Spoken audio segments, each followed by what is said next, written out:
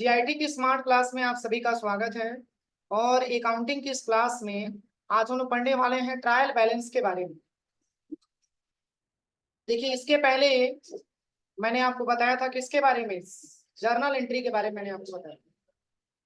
और journal entry में मैंने आपको बताया था कि दो प्रकार से जर्नल एंट्री की जाती है। एक आपका सिंपल होता है और एक आपका कंपाउंड होता है। तो सिंपल में मैंने आपको बताया था कि सिंगल अकाउंट डेबिट और सिंगल अकाउंट आपका क्रेडिट होता है। जबकि कंपाउंड में हम लोगों ने सीखा था कि मल्टीपल अकाउंट डेबिट और मल्टीपल अकाउंट क्रेडिट, मतलब कि एक से ज्यादा अकाउंट आपका क्रेडिट हो और एक से ज्यादा अकाउंट आपका डेबिट हो। ऐसे ट्रांजेक्शन को बनाने के लिए हमको कंपाउंड जर्नल एंट्री का इस्तेमाल करना होता है। या multiple account debit single account credit, या multiple account credit single account आपके डेबिट। ये मैंने बताया था किसमें, कंपाउंड में। और मैंने आपको फेज में जो बताया था कि ये जो अकाउंटिंग का जो हमारा फेज होता है, जो चक्र होता है, इसमें मैंने आपको स्टार्टिंग में पढ़ाते समय मैंने आपको बताया था कि सबसे पहले इसकी जो फेज आपका दिया है, इसमें मैंने बताया था कि किसी भी ट्रांजेक्शन को हम सॉल्व करेंगे, सबसे पहले उस ट्रांजेक्शन को हम क्या करेंगे, समझेंगे। सबसे पहले उस ट्रांजेक्शन को हम समझेंगे और समझने के बाद हम उसकी एक जर्नल एंट्री तैयार करेंगे और तब जाकर के हम उसका एक लेजर पोस्टिंग करेंगे और तब जाकर के हम क्या बनाएंगे, ट्रायल बैलेंस बनाएंगे।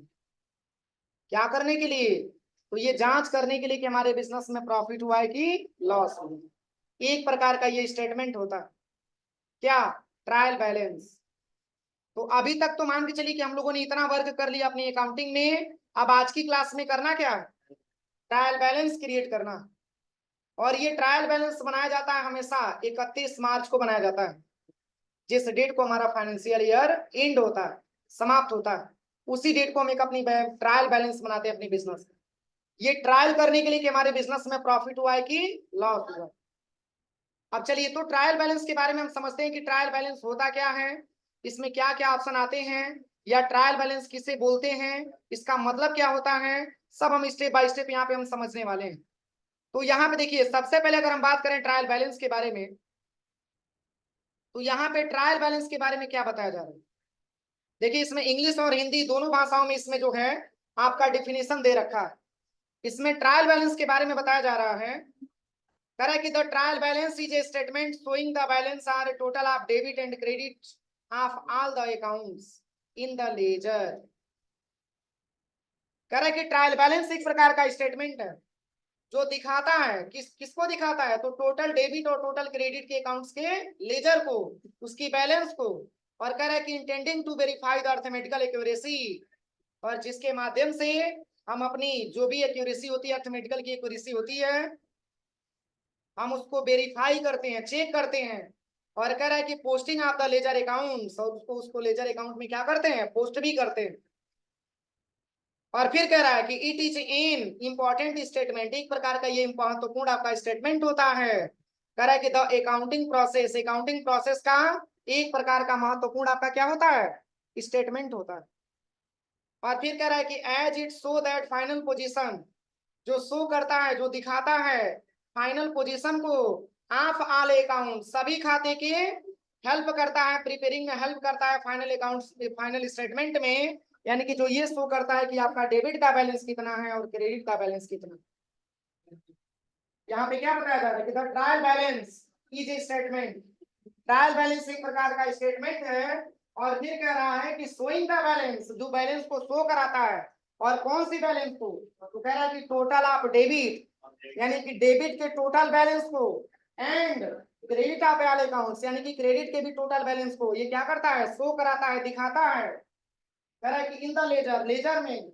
और कह रहा है कि intending to verify the arithmetical accuracy of posting, जिसको हम आसानी तरीके से अपना वेरीफाई कर पाते हैं। और कह रहा है कि उसको पोस्टिंग कर पाते हैं किसमें, लेजर अकाउंट्स में। इट इज, यह है एक इंपॉर्टेंट स्टेटमेंट है।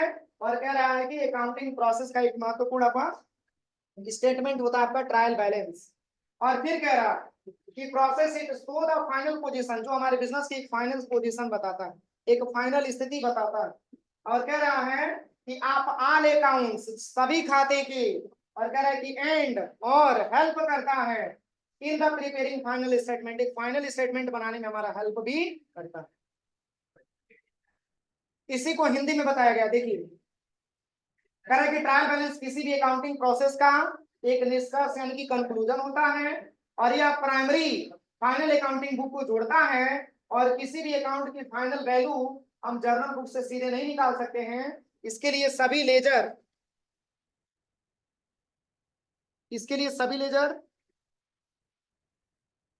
अकाउंट्स के बैलेंस की समरी निकालनी होती है। कौन सा अकाउंट? मात्र दो अकाउंट, एक आपका डेबिट और एक आपका क्रेडिट। तो डेबिट में भी बहुत सारा आपने लेजर बनाया होगा, और क्रेडिट में भी आपने बहुत सारा लेजर बनाया होगा। उसका हमको एक समरी तैयार करना होता है, और कह रहा है कि समरी निकालनी होती है, और ट्रायल बैलेंस एक स्टेटमेंट होता है। ट्रायल बैलेंस क्या होता है? एक प्रकार का स्टेटमेंट होता है जिसमें सभी अकाउंट के टोटल डेबिट और सभी अकाउंट के टोटल क्रेडिट के बैलेंस को क्या किया जाता है? शो किया जाता है। मतलब कि मान के चलिए, जो मैंने खाता बनाया है उसमें जो डेबिट वाला होगा उसको हम लेफ्ट साइड में मेंशन करेंगे, मतलब कि पूरे अकाउंट में हम उसको मेंशन करते जाएंगे, और डेबिट का बैलेंस हम डेबिट में और क्रेडिट का बैलेंस हम क्रेडिट में मेंशन करेंगे। और कह रहा है कि जिससे अकाउंटिंग प्रोसेस की अर्थमेटिकल एक्यूरेसी को चेक किया जा सके कि हमारे बिजनेस में प्रॉफिट हुआ है कि लॉस हुआ है। कोई दिक्कत यहाँ तक किसी को? अब चलिए, यहाँ पे इसका प्रोसेस भी आपका दे रखा है।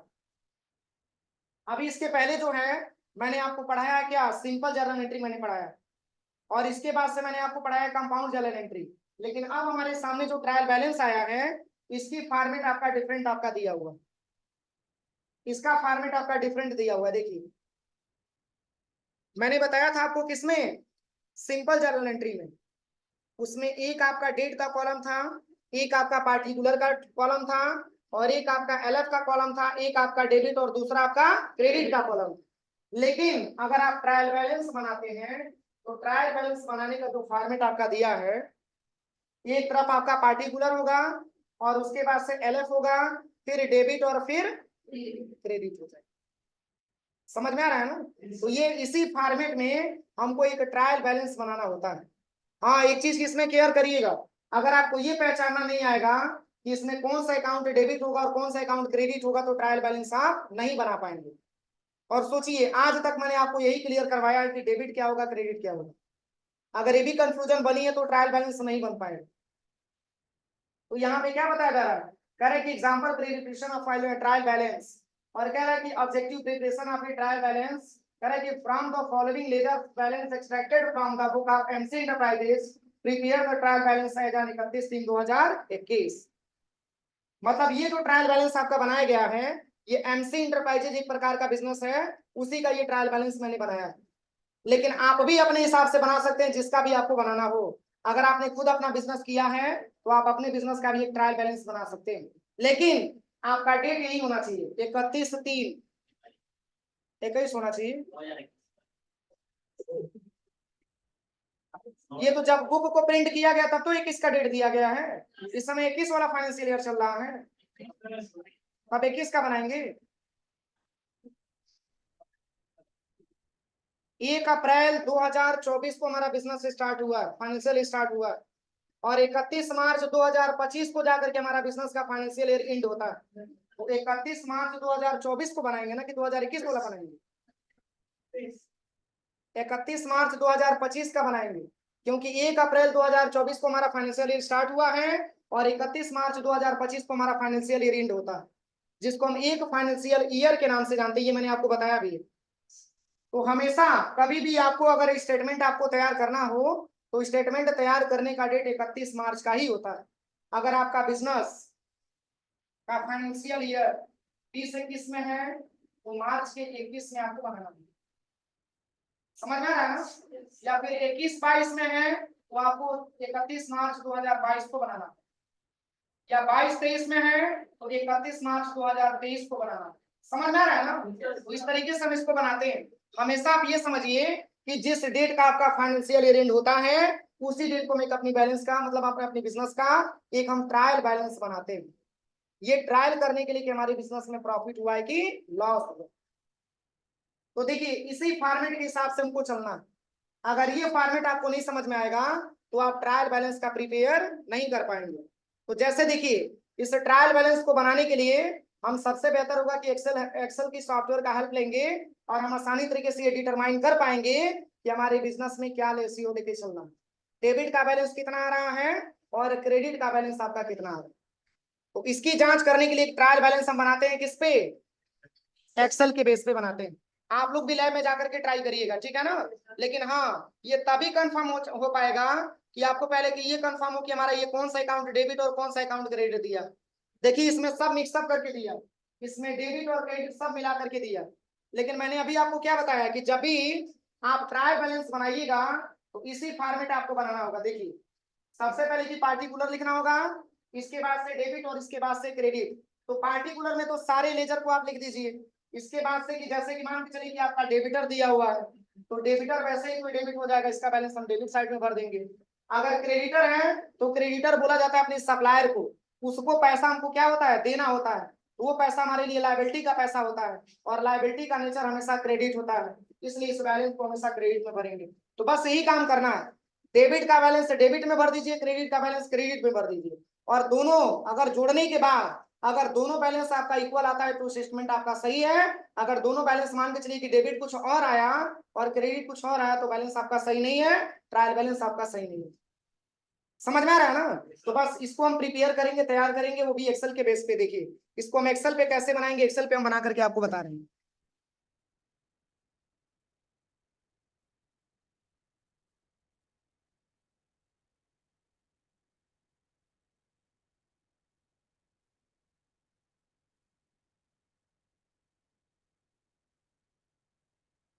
देखिए सबसे पहले तो यहाँ पे आपको हेडिंग देना होगा कि आप बना क्या रहे हैं।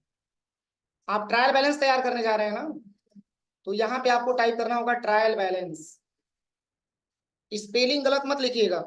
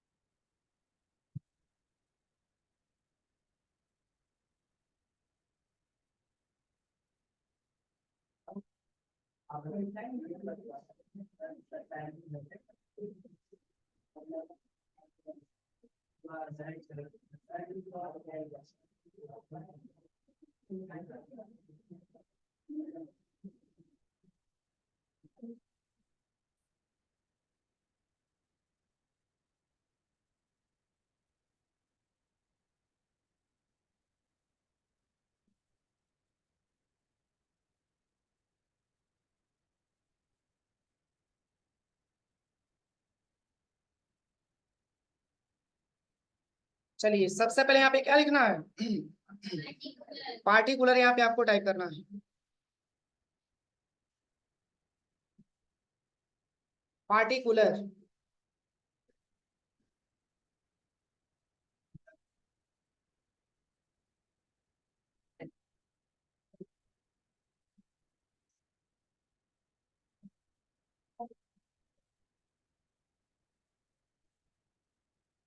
इसके पास यहाँ पे हो जाएगा आपका डेबिट, एलएफ दिया है, एलएफ नहीं दिया है, डेबिट दिया है और क्रेडिट दिया है।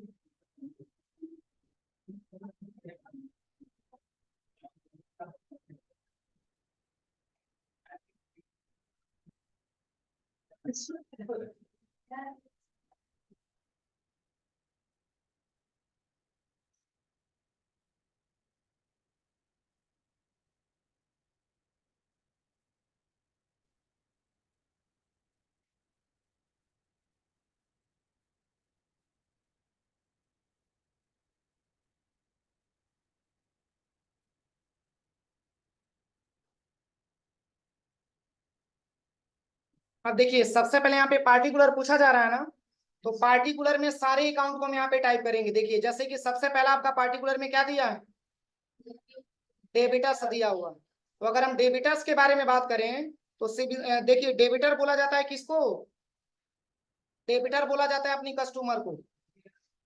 किसको बोला जाता है, अपनी कस्टमर को। और उससे पैसा हमको पाना होता है कि लेना होता है, पाना होता है कि देना होता है, पाना होता है। तो वो पैसा हमारा डेबिटर का पैसा कहलाएगा। इसमें आपको सबसे पहले आपको टाइप कर देना है डेबिटर्स, और ये बैलेंस आपका आ जाएगा किसमें, डेबिट साइड में। अमाउंट कितना दिया है, इसमें अमाउंट जो दिया होगा उस अमाउंट को हम यहाँ पे मेंशन कर लेंगे, जितना भी अमाउंट आपका दिया। तो देखिए यहाँ पे डेबिटर का मैंने डेबिटर में भर दिया। इसके बाद से सेकंड जो ऑप्शन आपका दिया है ये है आपका क्रेडिटर्स। तो क्रेडिटर से हमको पैसा पाना होता है कि देना होता है, देना होता है। क्योंकि क्रेडिटर बोला जाता है किसको, गिवर को बोला जाता है। ऐसे ही पढ़ाई करो, खूब बढ़िया से समझ में आ जाएगा। हाँ ऐसे ही पढ़ो, बहुत अच्छा रिजल्ट आएगा। देखिए क्रेडिटर जो होता है उसको अपने सप्लायर को बोला जाता है। जैसे कि हम उधार सामान अपना परचेज करते हैं और उसको पैसा हमारा देना होता है, इसलिए बैलेंस हमारा आएगा किसमें, क्रेडिट में। और कितना बैलेंस दिया है, जितना भी बैलेंस आपका दिया है 10,000, तो 10,000 हम यहाँ पे भर देंगे क्रेडिट साइड में आकर के, हम यहाँ पे 10,000 भरेंगे। अब चलिए अगला जो पॉइंट आपका दिया है ये है आपका कैपिटल। तो कैपिटल मैंने इसके पहले बहुत बार बताया है, कैपिटल हमारे बिजनेस का क्रेडिट होता है कि डेबिट होता है, क्रेडिट होता है। इसलिए यहाँ पे आप भरिएगा कैपिटल।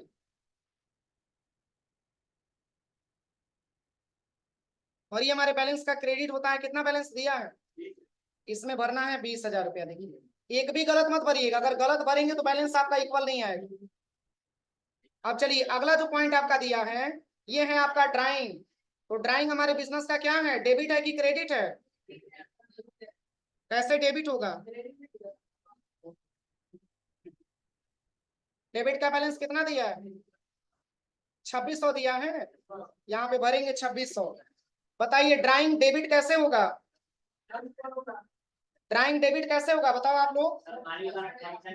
हाँ खर्चे को हमेशा डेबिट किया जाता है नॉमिनल के हिसाब से। इसलिए ड्राइंग एक प्रकार का निजी खर्च है, किसका, व्यापार के मालिक का। अब चलिए अगला जो पॉइंट आपका दिया है ये है आपका क्या, कैश बैलेंस। तो कैश बैलेंस नीचे वाले में कितना दिया है,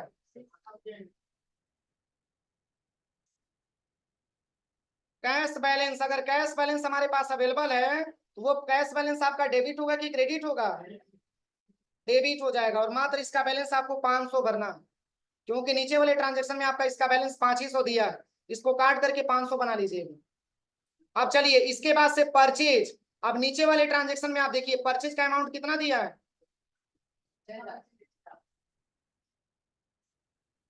परचेज का अमाउंट आपका 6,000 यहाँ पे दिया हुआ। तो यहाँ पे आप टाइप करिएगा सबसे पहले परचेज, यहाँ पे आपको टाइप करना है परचेज।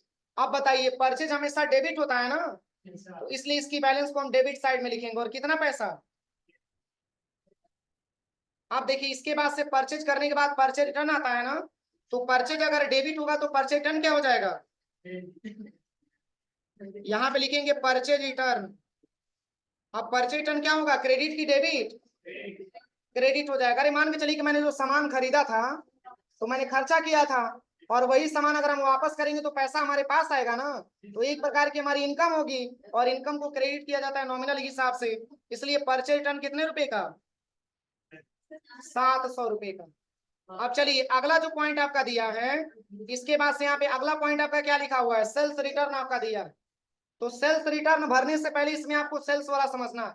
सेल्स यहाँ पे कितना दिया है, 35,000 दिया है। तो यहाँ पे आपको आना है सबसे पहले सेल्स में, और यहाँ पे आपको लेना है सेल्स। आप सेल्स किसके अंतर्गत आएगा, डेबिट में कि क्रेडिट में, क्रेडिट में, क्योंकि एक प्रकार का इनकम है। और कितना इनकम हुआ है, 35,000 रुपए का इनकम है। देखिए इसको हम 35,000 भरेंगे क्रेडिट। अब इसके बाद से अब बताइए सेल्स रिटर्न अब क्या हो जाएगा, अगर सेल्स क्रेडिट हो गया तो सेल्स रिटर्न क्या हो जाएगा, सेल्स रिटर्न आपका डेबिट हो जाएगा। इसकी बैलेंस कितना दिया है, सेल्स रिटर्न का बैलेंस कितना दिया है,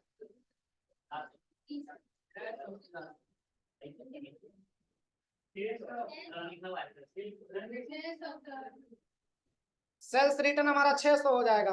अब चलिए इसके बाद से हम बात करें अगले ऑप्शन के बारे में। तो इसके बाद से आपका अगला ऑप्शन आपका लिखा हुआ है बिल्डिंग, और ये बिल्डिंग हमारे बिजनेस के लिए फिक्स एसेट्स होगा, और बिल्डिंग का नेचर हमारा डेबिट होता है, इसलिए यहाँ पे हम रखेंगे सबसे पहले बिल्डिंग, और बिल्डिंग का अमाउंट किस में लिखेंगे, इसका अमाउंट हमारा लिखा जाएगा डेबिट में, बिल्डिंग। और कितना अमाउंट दिया इसका, बस डेबिट साइड में यहाँ पे आकर के 30,000 हम यहाँ पे भर देंगे। अगला क्या दिया है, तो अगला आपका दिया हुआ है रेंट पैड। इनकम है कि एक्सपेंस है, एक्सपेंस है, तो डेबिट होगा कि क्रेडिट, तो यहाँ पे हम भरेंगे रेंट पैड, और ये हमारा हो जाएगा डेबिट। इसकी बैलेंस कितना दिया है, देखिए रेंट पैड का बैलेंस आपका 4,000 दिया है, ये डेबिट साइड में इसमें हम भर देंगे 4,000 रुपया। अगर डेबिट है तो क्यों,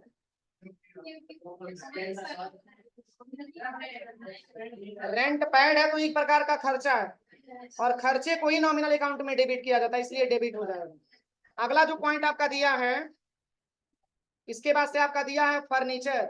इसमें नीचे वाले ट्रांजेक्शन में आपका फर्नीचर आपका दिया हुआ है, तो यहाँ पे आपको टाइप कर लेना है फर्नीचर। फर्नीचर इसकी बैलेंस कितना दिया है, ये भी हमारे बैलेंस के लिए, ये भी हमारा जो है डेबिट साइड के लिए हो जाएगा। देखिए 6600 रुपया, चूंकि फिक्स एसेट्स है फर्नीचर और हमारे व्यापार में, इसलिए डेबिट है, फर्नीचर का नेचर डेबिट होता है।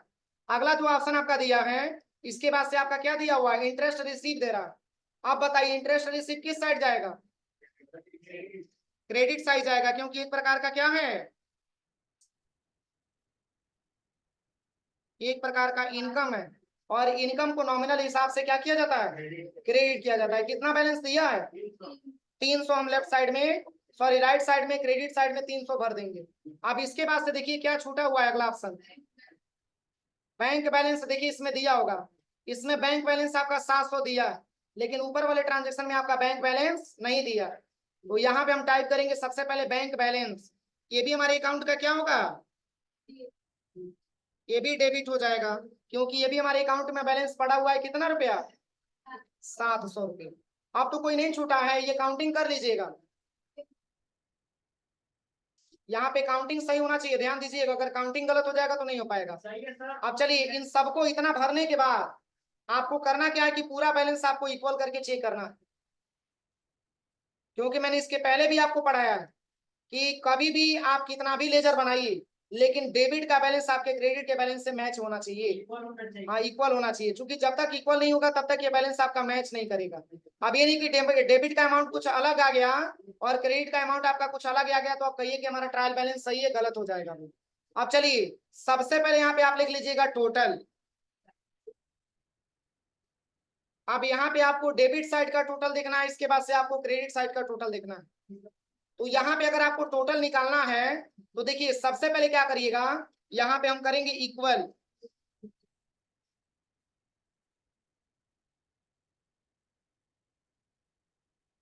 यहाँ पे इक्वल करेंगे और यहाँ पे लिखेंगे सम, और ब्रैकेट हम ओपन करेंगे, और पूरे अमाउंट को हम क्या करेंगे, सेलेक्ट कर लेंगे, यहाँ से लेकर के पूरा यहाँ तक। देखिए कुछ भी छूटना नहीं चाहिए, ध्यान दीजिएगा, और यहाँ से हम एंटर कर देंगे।